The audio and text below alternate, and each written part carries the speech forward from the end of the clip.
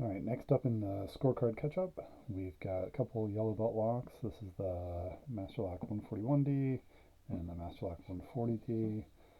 Um, I tend to think that these are actually easier than the Master Lock number 3 as long as they don't have any spool pins in them. I think that they're cleaner and offer better feedback.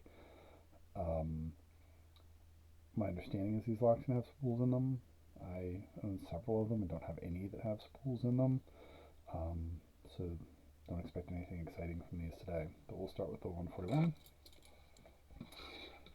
Top the keyway tension as usual.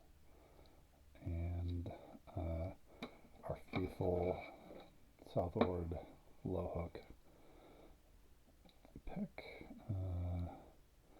Nothing on 1, nothing on 2, we're into 3. Set number 3.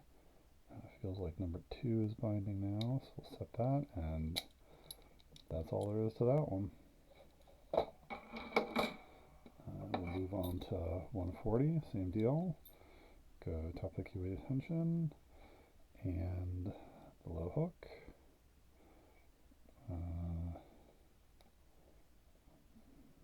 Nothing on 1. Number 2 is binding, so we'll set that. Got that. And then number 3, I'll set that as well. There we go. And then come back to the beginning. Nothing.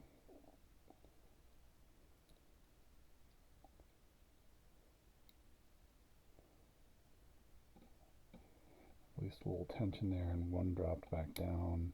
Looks like we overset 1, but got that one open as well. That's it for the yellow belt locks.